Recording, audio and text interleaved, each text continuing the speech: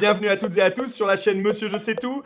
Abonnez-vous si vous êtes passionné de photos, de vidéos, de drones surtout, et de produits high-tech parfois. Il y a déjà un petit moment que je voulais vous faire cette vidéo.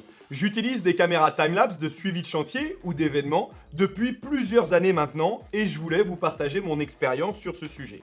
Un grand nombre des abonnés de la chaîne sont des pilotes de drones, parfois professionnels ou qui envisagent de le devenir, et l'utilisation et la commercialisation de ces caméras est une excellente prestation complémentaire dans notre domaine. Actuellement, croyez-moi, sans aucune prétention, je ne sais plus vraiment où donner de la tête entre la chaîne, mon activité professionnelle, ma boîte de com et de production que je dois faire tourner, et la maison à rénover, c'est très compliqué de s'organiser. Comme moi, vous êtes nombreux à être indépendants, freelance ou dirigeant de petites ou moyennes entreprises et vous cherchez par tous les moyens à vous diversifier et à vous développer, conquérir de nouveaux marchés et il faut souvent savoir se débrouiller seul et trouver le temps pour ça. Depuis plusieurs mois maintenant, régulièrement, je partage quelques conseils pour ceux qui lancent leur activité de pilote de drone ou souhaitent la développer. Je suis même en train de créer une lettre d'information pour ça. Elle va bientôt débuter. Vous avez le lien pour vous inscrire en description. Dans cette vidéo, je vais vous présenter dans le détail un produit qui me tient particulièrement à cœur.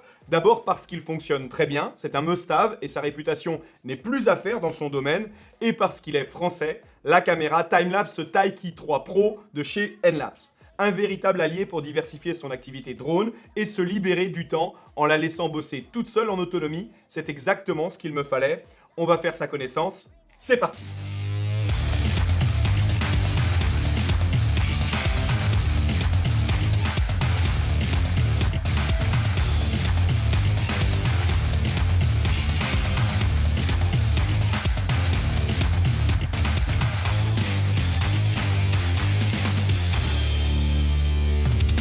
Ces dernières années, on est de plus en plus sollicité, les pilotes de drones ou vidéastes, pour les suivis de chantier ou d'événements sportifs, culturels, etc.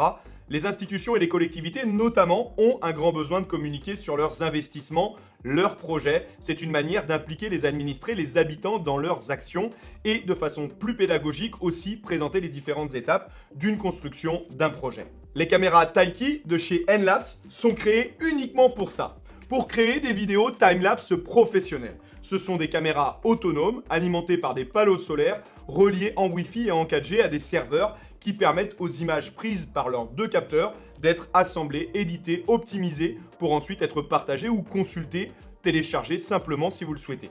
Et bien sûr, tout est paramétrable dans le moindre détail, même à distance. Cette première vidéo sur Enlapse va être rythmée, il y en aura plein d'autres. J'ai plein de choses à vous dire sur les caméras et les services qu'ils proposent. Celle-ci, pour commencer, est sur la présentation de la Taiki 3 Pro. D'ailleurs, je vais vous les présenter avant de passer leur caméra à la loupe. Mais avant, on va revenir sur la définition de timelapse pour ceux qui l'ignorent. Le timelapse, qu'est-ce que c'est? Le timelapse, dans sa définition littéraire, est une vidéo accélérée faite à partir de photographies prises à intervalles réguliers et qui révèlent des phénomènes invisibles à l'œil nu. Le timelapse permet de raconter une histoire de façon très singulière en y ajoutant une notion de temporalité que lui seul peut apporter. Cette technique photographique permet de présenter l'évolution d'une scène de quelques heures à plusieurs mois, voire années, pour compter l'histoire du temps qui passe. Où peut-on l'utiliser? J'évoque beaucoup le suivi de chantier, car c'est l'utilisation la plus courante. Mais bien sûr, vous pouvez l'utiliser tout aussi simplement pour une manifestation culturelle, sportive, le temps d'une journée, un week-end, pour observer l'éclosion d'une fleur, même le temps de la réalisation d'une construction en Lego dans votre chambre, ou pour un décor par exemple.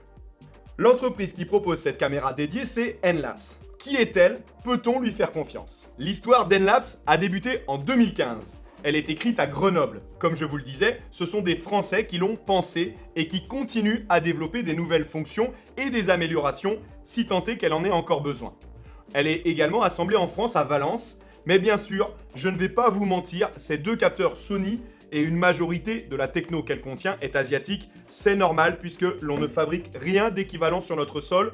Nous, on se garde le vin et la bouffe en leadership. Je vous présente la Taiki 3 Pro avec sa housse de transport, vous l'avez vu, très qualitative, de la documentation et un petit chiffon d'entretien. Et on va voir sur l'application tous les paramétrages possibles. Le tour du propriétaire maintenant, la Taiki 3 Pro mesure 21 cm de largeur, 18 cm de profondeur et 7 cm de hauteur pour un poids de 1,6 kg. Le moins qu'on puisse dire pour un équipement comme celui-ci, c'est qu'il est compact, tout en ayant une allure professionnelle. C'est pas le plus important, mais c'est pas non plus négligeable. Son caisson résiste à des températures de moins 10 à plus 50 degrés Celsius et il résiste aux intempéries. Forcément, c'est un produit outdoor avec la norme IP66.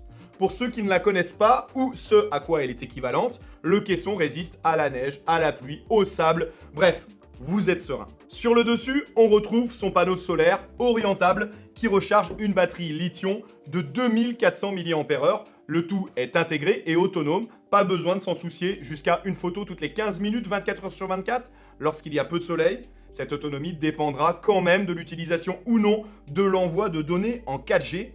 Elle a 12 jours d'autonomie avec et sans l'envoi jusqu'à 36 jours. Évidemment, pour l'envoi des photos, il faudra disposer d'un abonnement et d'une carte SIM ou bien le faire en Wi-Fi vers le serveur si une box est à proximité.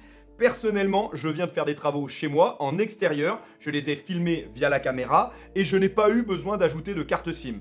Je l'ai simplement connecté au réseau Wi-Fi de mon domicile très facilement via le paramétrage depuis l'application et j'ai retrouvé l'utilisation habituelle via la 4G en retrouvant mes images sur le tableau de bord en ligne. Donc, côté autonomie, à moins de vivre au nord de la Norvège où la nuit dure 2 mois, ça devrait le faire, tout comme les températures d'utilisation. Même si je vous ai donné la plage d'utilisation correspondant à la norme, il y a des caméras time-lapse, end-lapse installées à des endroits bien plus froids et moins ensoleillés aux 4 coins du monde et elles fonctionnent très bien. De toute façon, petite parenthèse, leur gros point fort pour nous, c'est le support en France. Il est réactif, on vous répond rapidement à la moindre question. Ça reste une entreprise à taille humaine. On saura vous répondre en cas de questionnement sur le lieu d'implantation, par exemple. Et pour des petits événements plus courts, dans tous les cas, vous pouvez la charger via le port micro USB. D'ailleurs, une remarque négative, il n'y a pas de câble micro USB fourni pour cette recharge. J'ai dû faire les fonds de tiroir pour ça, c'est dommage, ça coûte 1 €. Autant l'ajouter, d'autant plus que vous en aurez obligatoirement besoin pour la première charge préconisée de 24 heures non-stop avant sa première utilisation. Derrière, on va retrouver le bouton marche-arrêt, à côté d'une petite LED d'alimentation pour confirmer son état, plein, faible, très faible, vide. La connectique micro USB, je viens de vous le dire. Le port micro SD, la micro SD n'est pas fournie. Attention à prendre un bon modèle. Il y en a de dispo et de conseillés sur leur site. Je mettrai les liens précisés vers tout ce que je vous présente là, de toute façon comme d'habitude, en description sous la vidéo. La carte micro SIM pour l'envoi des données vers le serveur. Un abonnement avec l'envoi de données et un minimum de forfait data est nécessaire.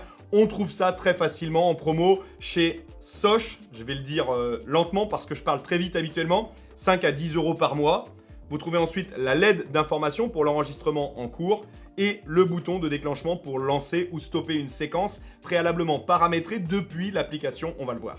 À l'angle, on retrouve un solide insert anti-vol et sur le dessous, un pas de vis standard d'1/4 de pouce, on le verra pour l'installer sur un mât ou un support spécial si vous n'en avez pas. Déjà, dans la conception du produit, on voit que ça a été bien pensé, je me répète, mais c'est très professionnel. Ses caractéristiques techniques maintenant. La Taiki 3 Pro est composée pour la partie optique, ce qui nous intéresse vraiment en fait, de 2 capteurs Sony de 1 sur 2,3 pouces de 16 millions de pixels qui ouvrent à 2.8 et un FOV, le champ de vision de 149 degrés pour chaque capteur. Après l'assemblage, je vous le dis tout de suite, ça va nous donner un champ de vision de 220 degrés avec l'assemblage des 2 images sur 90 degrés en vertical. Voilà, fin du suspense, c'est une information capitale pour couvrir un chantier, eh bien c'est énorme. Mais surtout, c'est la qualité du stitching, l'assemblage entre elles pour une image de 6K qui est très intéressante, 7360 par 2650. Vous allez donc vraiment pouvoir, si nécessaire, venir y extraire au besoin des images à l'intérieur et pouvoir zoomer. Le format des photos qu'elle prend est en JPEG et DNG, le format brut. Pour ceux qui souhaitent réaliser tout ou partie de leur editing, c'est parfaitement possible. Via le serveur à distance avec la carte SIM en 4G ou en Wi-Fi à côté de la cam, je vous le disais. Vous récupérez les images dans différents formats, ça peut être en small, un fichier de 1 MO environ par photo, ou full résolution. Les fichiers natifs font eux 35 MO par photo, x2 donc pour avoir la totalité de la scène en DNG, les fichiers bruts. À ce sujet, vous pouvez choisir d'envoyer sur le serveur une photo par jour par exemple, ou toutes les 25 photos, c'est par défaut, ou toutes, c'est vous qui choisissez, ils ont vraiment pensé à tout. Au début, j'ai imaginé faire l'assemblage moi-même. Je paramétrais donc une copie des fichiers sur la carte microSD pour les éditer avant de les livrer. Franchement, excepté pour en extraire un moment précis, ce n'est pas réaliste et ça n'a aucun intérêt. Enlabs se fait ça très bien via leur service en ligne. Il y a différentes formules, ne vous compliquez pas la vie pour rien. Même si je le précise, lorsque vous utilisez une caméra Taiki, vous n'êtes pas obligé de mettre une carte SIM et avoir un abonnement à leur service. Même si c'est dommage, c'est l'une de leurs valeurs ajoutées. Vous pouvez sinon d'ailleurs l'activer qu'en cas de besoin. Un mot sur son paramétrage. Il s'effectue depuis un smartphone ou une tablette connectée à Internet et à proximité de la caméra forcément. Peu importe que ce soit sur Android ou iOS, l'application mobile Taiki Remote est disponible sur les deux.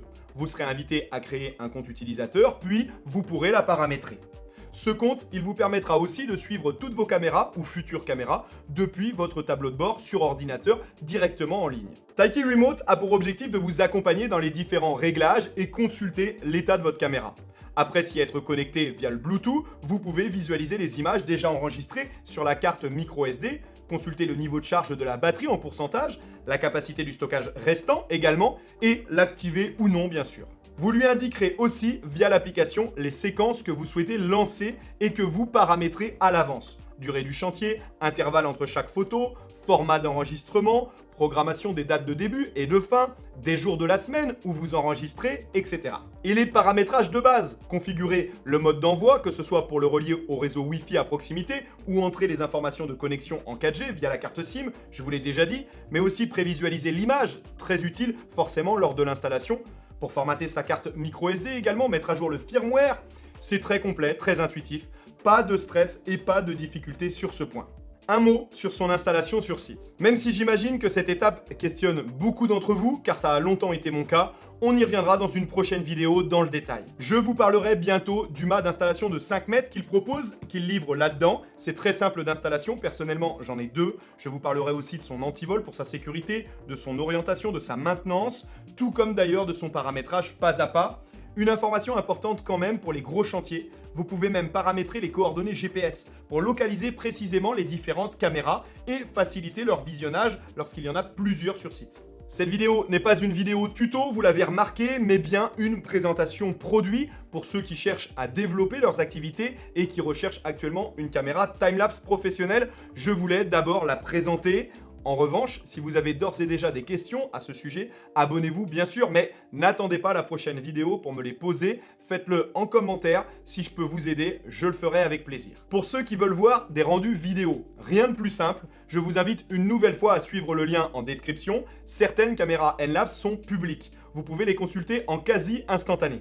Personnellement, dans cette première vidéo, ce n'était pas possible pour moi car tous mes suivis de chantier sont privés, destinés à mes clients, même si je commence à vous partager quelques installations et visites de chantier en live sur mon compte Instagram. Ce sont essentiellement des constructions d'usines de traitement d'eau potable, de constructions immobilières ou des manifestations sportives et je ne peux pas me permettre de partager des images commandées par mes clients sans leur autorisation. Pour vous partager mon utilisation, mes chantiers sont en général d'une durée assez importante. Je viens de débuter un chantier en Bretagne de 27 mois, je venais d'en finir un autre de 18 mois dans les Deux-Sèvres, j'ai un chantier en cours en Vendée au Sable d'Olonne de 15 mois, et celle-ci, plus court, elle vient d'être démontée à la maison, un chantier qui a duré presque 2 mois. Je la réinstallerai en septembre sur une manifestation sportive, le temps d'un week-end. La durée de tous ces films peuvent être bien sûr les mêmes, puisqu'ils dépendent de la fréquence de prise de vue toutes les minutes, 2 minutes, 10 minutes, 20 minutes, toutes les heures, une fois par jour, vous avez compris. Personnellement, j'ai commencé comme beaucoup avec des caméras de chantier Brino. Elles font bien le job pour leur prix en HD, mais ce n'est pas comparable, ça n'a rien à voir. Là, on parle de caméras au rendu professionnel et à l'édition entièrement optimisée et automatisée pour ceux qui ne veulent pas s'embêter tout en ayant un produit, une prestation et un service de qualité. Toutes mes futures installations se feront désormais avec les caméras Taiki. Sur leur site internet, une information m'a interpellé et je veux bien la croire. Un timelapse serait partagé et regardé 10 fois plus qu'une vidéo classique. Et j'avoue qu'ils m'ont toujours attiré. Je trouve ça dingue de voir défiler les jours comme ça et voir le projet se concrétiser. Le résultat est toujours très apprécié des clients et très qualitatif. Comme je vous le disais, on ira plus loin si ça vous intéresse. Faites-le moi savoir avec un pouce bleu. J'ai encore beaucoup de choses à dire sur ces caméras, leur paramétrage, leur installation et l'édition des images, le rendu vidéo, leur partage. Mais le temps passe vite, trop vite parfois pour être capturé comme il le mériterait. J'espère sincèrement que ça vous a plu et qu'on reparlera de ce sujet. Pour les télépilotes de drones, c'est vraiment un plus. Dites-le moi. Pour l'heure, on m'a toujours dit que si un jour on vous laisse revoir, il fallait avant tout se quitter. Il est temps maintenant. Puissions-nous nous retrouver. À très vite. Ciao.